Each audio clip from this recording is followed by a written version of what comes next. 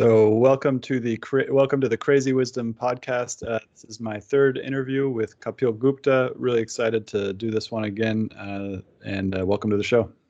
Thank you. Let's get right into it. How has your day been? Day's a day. Did anything surprising happen? No. What is your relationship to surprise? Does surprising things happen to you?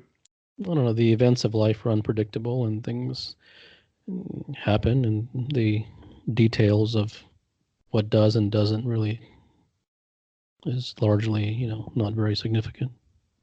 And so what drives you to do the things that you do? That's the search for the truth, something that's very deep in my bones. And there's no real strategy. It's just something that's very much a part of me and is my life's devotion. We could go into what is truth again, but we've already kind of covered that. What do you spend most of your time doing? Is it in calls? Is it in silence? Is it writing? Much of my time is in writing. And what is the relationship between writing and the truth? Writing is an exploration of truth. Can one find the truth without writing? Is it possible to come to the truth in a conversation like this? It depends upon the nature of the human being. The truth is not really an agreed upon thing which comes about through a discussion.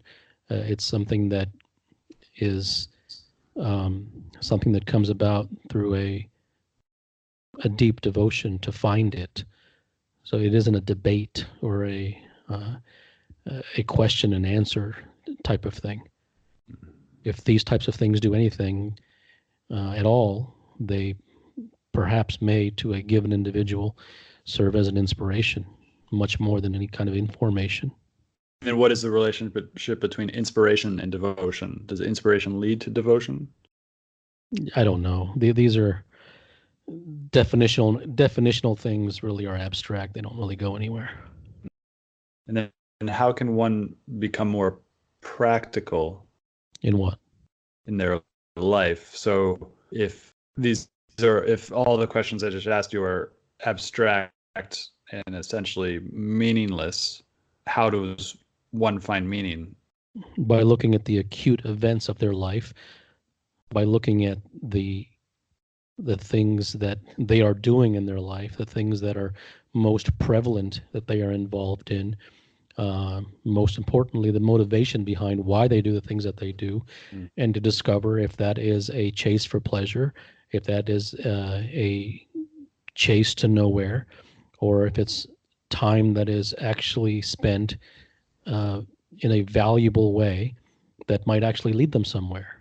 So it really comes down to the person himself, and not trying to find out where he should or what he should or how he should, but what is it that you want, and what is it that you're doing, and how are you missing the boat? Those are the questions that every person has to ask themselves if they are serious about getting somewhere, wherever that somewhere may be. Missing the boat, that sounds interesting. This might go into prescriptions, but what are the signs that someone is missing the boat? Everyone's missing the boat. So you wrote about something that seems relevant to this, which is that asking ourselves what we want right now. How do I ask myself what I want? And the first thing that shows up isn't what I want, but it's a discovery that goes into what I want. Can you talk more about that? No one really knows what they want. They know everyone's wants are generally a reaction to a non-want. No one's really searching for happiness, for example. Everyone's searching for an escape from misery.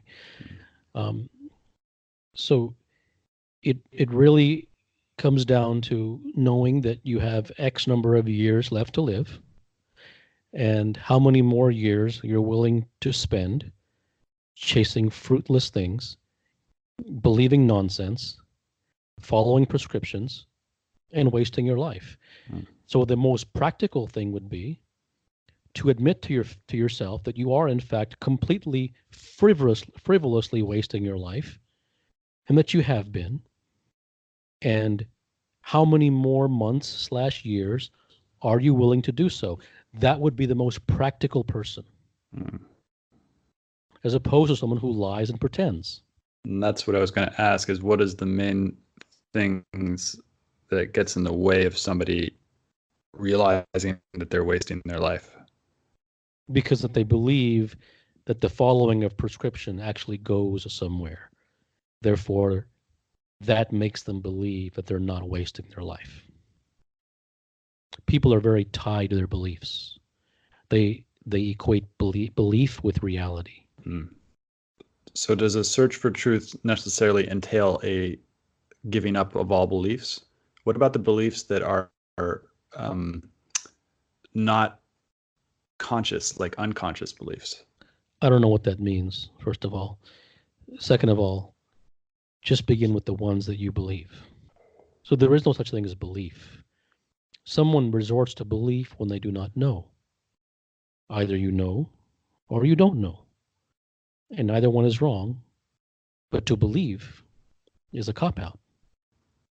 Do you have beliefs?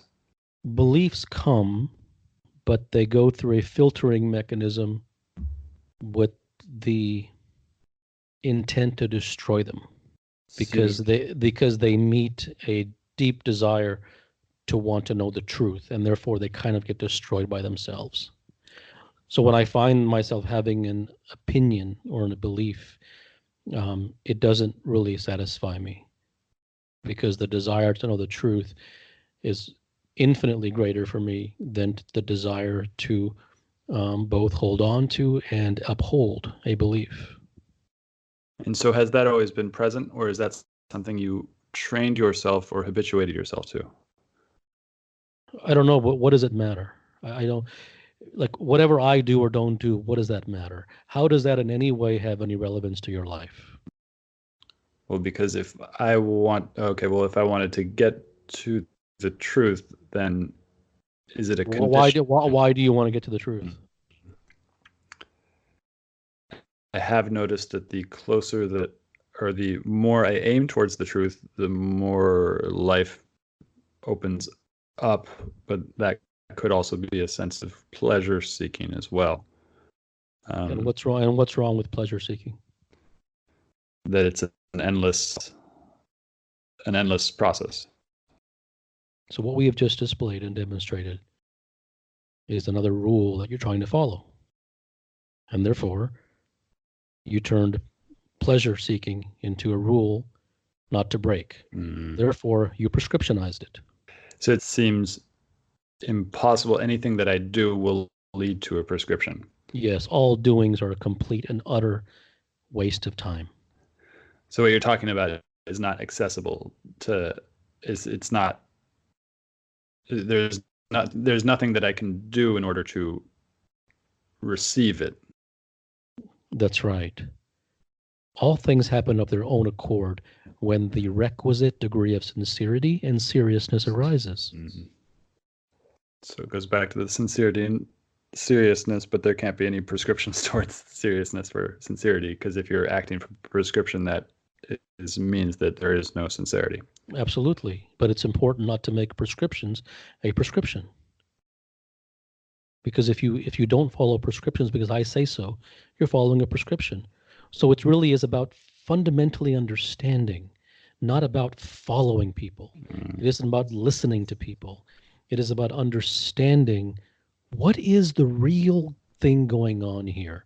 Why is it that I say no prescriptions without any sense of faith in my words, without any sense of belief or opinion or agreeing? Don't ever agree with me. It's horrible to be agreed with. Don't ever agree with me. Just go into, use your own intelligence as a way to incisively dissect the concept of prescriptions, rather than the easy way out, the layman, common man way of just taking something, put it in their pocket, and try to follow it, which is what everyone is doing, and which is what everyone will continue to do forever. So then it also seems that the world of talking, and as you were saying earlier, that the conversation is useless because we can't get to it. I can't get to it through conversation. I can't pry into it and figure it out because anything you say will just be a reflection of because words themselves are prescriptions. Well, I think that your desire to get to it is useless because the whole reason you want to get to it is because you want to cross some finish line and put a feather in your cap. You haven't examined the truth enough to know if it's what you really want yet or not. So to ask how to get it is extraordinarily premature. A human being, if he's honest, he can at least be honest with where he stands. Where are you? Are you a prescription follower? Fine. That's honesty. A person might say, I have not yet understood what no prescriptions means. Therefore, I follow meditation instructors and I do mindfulness and I read nonsensical books which takes me nowhere. That's fine. And I can be criticized left and right for doing so, and I accept the criticism. But the bottom line is, it's all I know right now. That's honesty. That's sincerity. That is a place to begin. But to go off on a chase and try to add more prescriptions to all the ones that have done nothing for you already is a waste of time. That is the height of dishonesty. So yes, the dishonesty there seems to be I am not quite clear where I am. That's an interesting point. Well, there's no reason that you should be clear where you are because you have been so busy chasing prescriptions that you never really examined where you are. So why would you know? And you aren't the only one. Just look to your left and to your right in the meditation hall. Do you ever ask yourself the question, who am I? No. So I'm running into a perceived issue because, we're recording a podcast and I have nothing to say anymore. But, and I because we can't have a meaningful discussion about this because it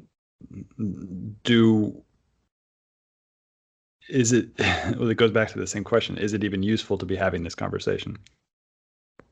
Not for the purposes that you seem to desire.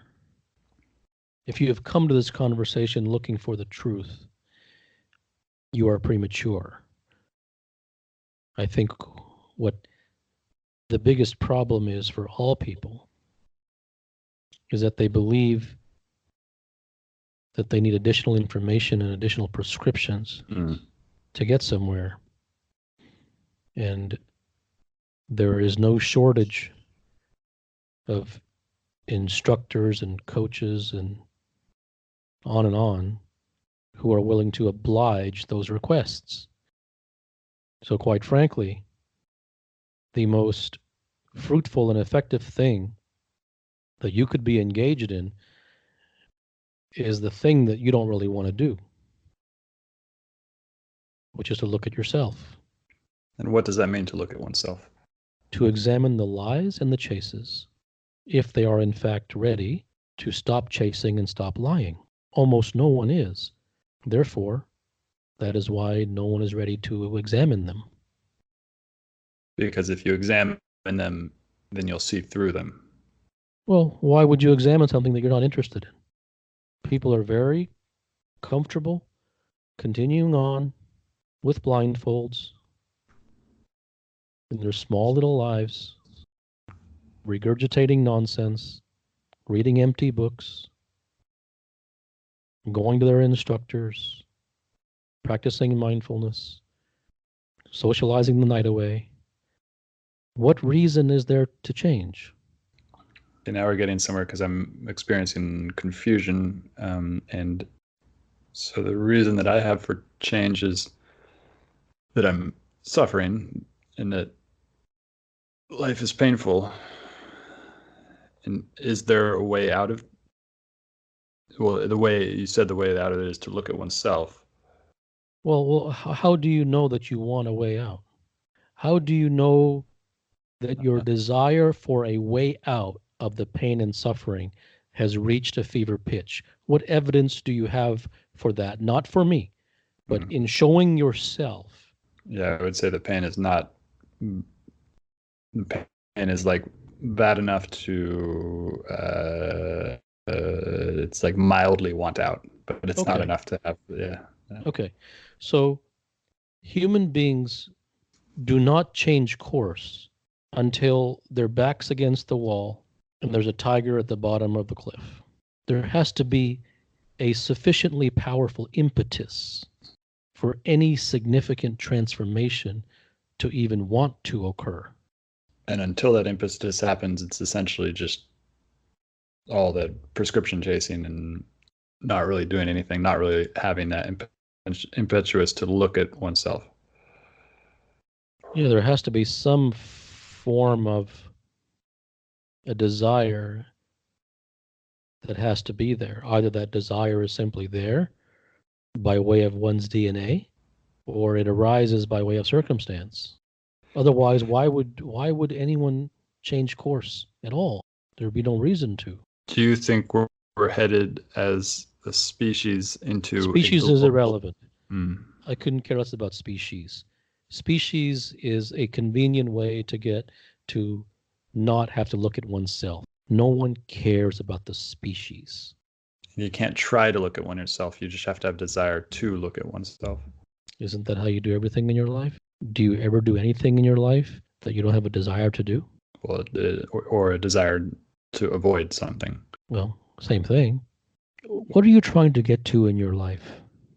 In anything, whether it's materialistic or so-called spiritual, whatever that means. Not where you should go. What you're asking me? What are the what am I? What where am I headed? What are the things that striving for? Yes, most viscerally. Yeah, I would say pleasure. Okay. In what? Money, recognition. And the money and the recognition, have you attained it? Recognition a little bit, but money, no. So what is it that drives you to get out of bed every single day? I've asked myself that question many times. I don't know the answer. For a long time, I wouldn't Well, get you out of don't bed. have to. You don't have to ask yourself. Yourself doesn't know. But if you were to put a camera on your head and examine what you do every single day without any words or explanations, what would you find yourself doing most prominently? Learning, uh, uh, learning about stuff, thinking. What is the single most prevalent activity that you're involved in every day? Self-referential thinking. For what? The chase. No, you're being too clever with your answers. Talk to me like a 6-year-old. What are you looking for? What do you spend your time? Forget the chase. Forget pleasure. You're trying to be too clever by giving me responses from my own discourses. Tell me what you are looking for. What do you find yourself doing every day? Most prevalently, most ubiquitously. So I get up right now. I get up, I go, I do a breathwork session with people, and then go for a walk. I grab coffee. I spend a lot of time reading, and then So if someone was to watch you and they were allowed to write down one thing without ever asking you a word, they were to write down one thing that after having observed you for a number of days, that this is the thing that you are most interested in as evidenced by their observation of you. What one thing would they write down? Be specific. They wouldn't write down pleasure chase. struggling. Well, you'd be struggling on your way to something. You'd be struggling with something. What would that person say is your greatest interest? creativity. In what? In You're not being specific enough. What is the most prevalent activity that he would say? understanding What? what it is I don't Would not, know. I guarantee you, he would not write down understanding. You're too caught by the spiritual bug. What would this non-spiritual, regular, run-of-the-mill human being write down? Would he call you a bicyclist? No. Would he call you a construction worker? No. What would he, by examining your behavior, your activities, and given the assignment of writing down the most prevalent thing that he sees you doing, what would he say is your greatest desire / activity / pursuit? Meaning making meaning. He would not know what making meaning means. He would not see you reading a book called Meaning. He might, but likely not. That's too deep. What would he see you doing? Living. So he would see you just sitting in a chair all day long, living? Well, yeah, in front of a computer. Okay, so he would see you on the computer. Okay, now we're maybe getting warm. Okay, what would he see you doing on the computer? What is the most prevalent activity that he would see you doing? What topic? It's going back to learning again. Learning what? Well, how the brain works, how the brain and body work. Okay, so you're saying that the most prevalent thing that you find yourself doing, if you were to observe, would be how the brain and the body work. That would be the number one thing. It's pretty up there. I have a diverse set of things that I do, though. But that would be the thing that the biggest. That's what you I'm driving gravitate towards. Yeah. Why? I don't know. What are you looking for? Yeah, I don't know. There's no way that you don't know. Otherwise, you wouldn't be doing it. Mm. You're looking for something. Epiphanies. It's like an epiphany that when a connection gets made between. I had this experience when I was younger where I stopped breathing. It happened many times, and my experience of understanding the brain and the body is helping me to understand more about what happened then. Okay. And where would you like to take this? Is this done to get somewhere, either professionally or whatever it may be? I mean, it's partly wrapped in that because I've also realized that me understanding that about my own body helps me understand about other people's bodies, and they don't understand a lot of this stuff. Okay, so you're doing it so that you can teach others. So how does this tie into making money and becoming well known? Is it that you want to become well known for teaching others about the brain and the body?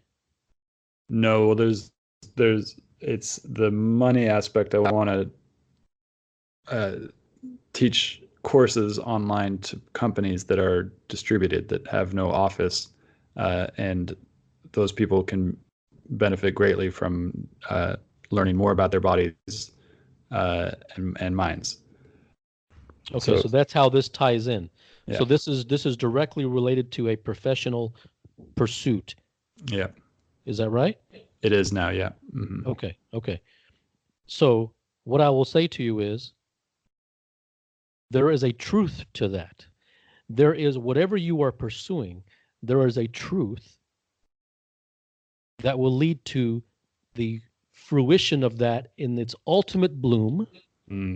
There's a truth to how it fails. There's a truth to succeeding mildly. Truth is not spiritual. It is the only practical thing there is. Spirituality is completely and totally impractical. It is entirely theoretical. It has no basis in reality because it has been mired in concepts and ideals. So you're going to run into this issue that there's nothing I can say here. There's just I'm having a constant stream of thoughts, and none of those thoughts are important, significant. And I would say that the extrapolation of that into your own life is perhaps the most valuable thing. So then, and then there's this, if all of that is ignored, all of it is superficial, all of it is just kind of meaningless, there's this other part that isn't meaningless, but I'm never there. The thoughts aren't there when it happens. Everything that everyone does is meaningless. The only thing that matters is the thing that has the possibility of bringing deep and lasting satisfaction. And what is that? Whatever brings you deep and lasting satisfaction. But whatever you are chasing will not bring it to you, because chases do not bring satisfaction. Satisfaction happens when a thing comes to you, and a thing comes to you when it is attracted to you, and it is attracted to you when you demonstrate a level of seriousness that is uncommon, and therefore you become a worthy repository for that thing. Sounds like a kind of it's a concept again. It's this wordless devotion. I suppose, but the more you idolize a concept, the more you will lose your way. So beware of epiphanies. They tend to take you off track. So what is the truth of how I succeed in bringing, understanding of mind and bodies into a business and having them pay me money for that? I don't believe that's a question that you have explored. It is not. Well, yeah, it's not. No. So the truth will come through the exploration. And the nature of the exploration will depend upon the depth of the desire for the truth, as opposed to the search for prescriptions. And I could turn that into a prescription and say exploration. How do I do exploration? But that is only just essentially this willingness to chip away at it. Every person wants the truth about the thing they're really seeking. The greatest misconception is that the truth is spiritual. And it's gotten viewed and perceived as this spiritual term. But in fact, it is the only practical thing there is, because everything has a truth. Everything has a 2 + 2 = 4.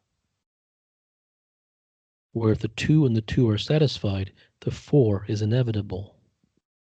That is the only logic and the only lucidity and the only practicality.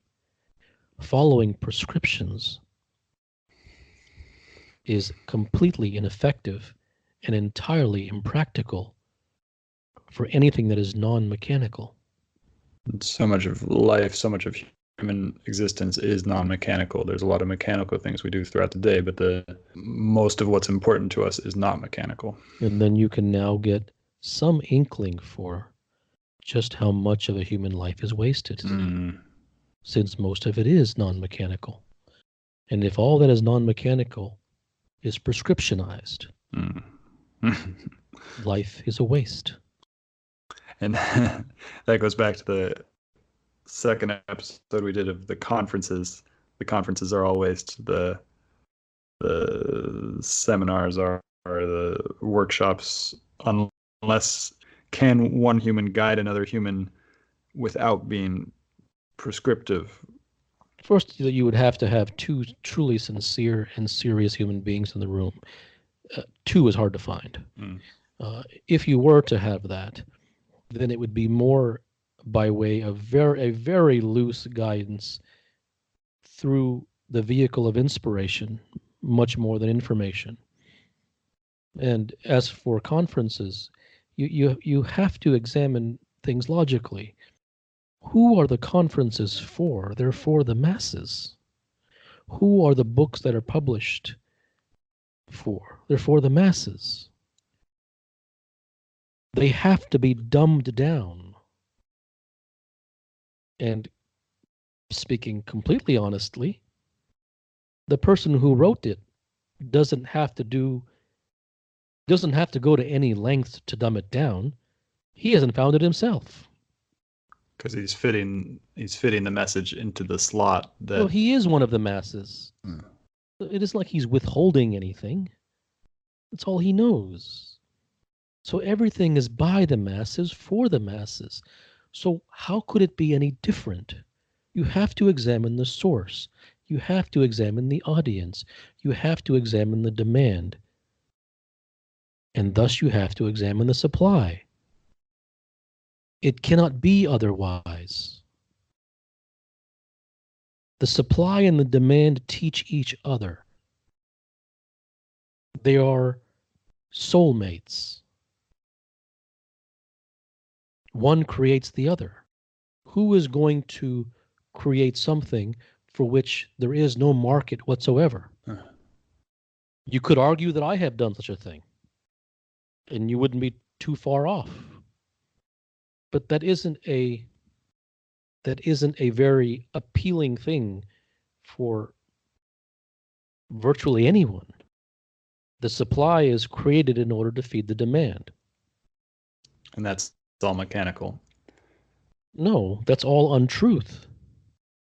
People are seeking prescriptions, therefore they are given prescriptions.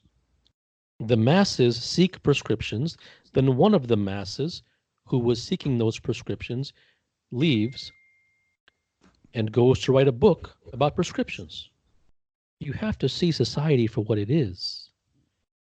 This mass enlightenment and the species and conscious capitalism, and it's all drivel.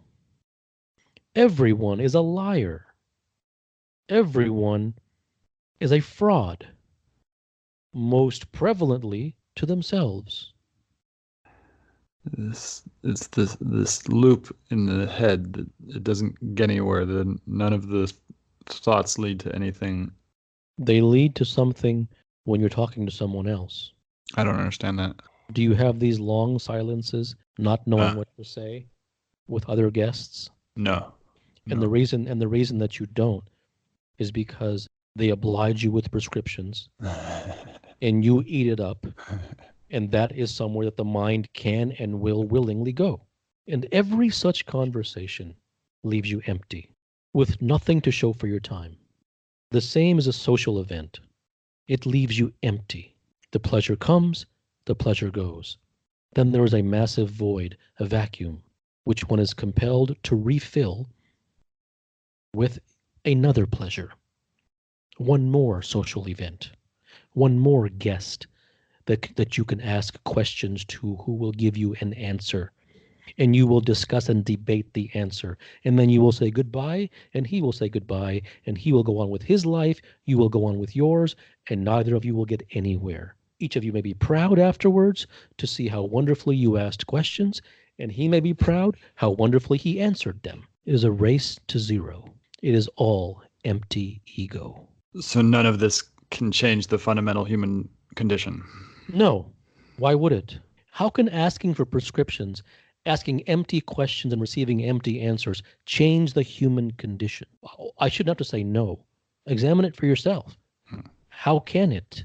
It can't, because Then every podcast is a waste of time. Everyone talks nonsense. Listen to the radio. Listen to these talks. They're laughing half the time, talking about their previous experiences, making stupid jokes, ridiculous comments, asking empty questions about one's favorite color and the best shot he ever hit and what he likes to do with his free time. I think suicide is better. Human beings utterly and shamelessly waste their lives. And a life is a very precious thing.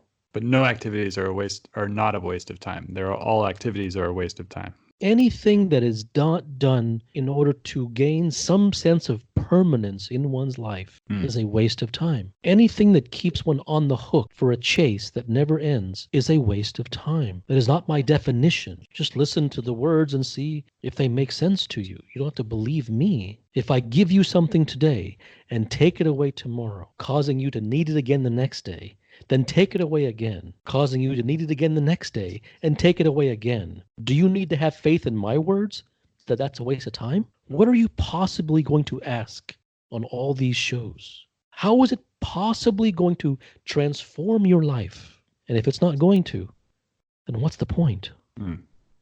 Well, I mean, then what's the point of anything? Well, that is an extreme view that you are using as a nice camouflage so that you don't have to examine what the things that you do are, so that you can dismiss everything in one stroke and not have to actually pick things apart and say, wait a minute, there could be some significance here that might lead to lasting satisfaction. Mm. But in order to justify you doing these podcasts, you will then say everything's meaningless. And since I'm not going to not do anything, then that'll allow me to justify doing these podcasts.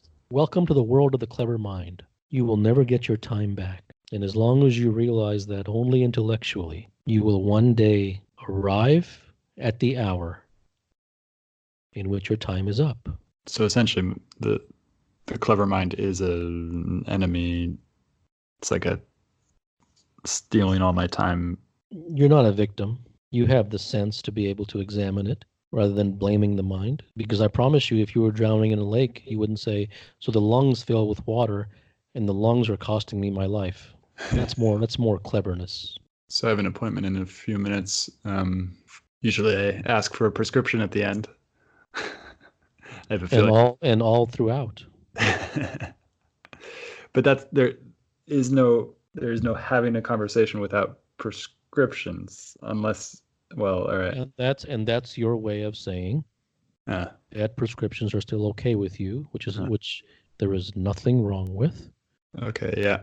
I've got to go, but thank you. And yeah. Okay, good night. Good night.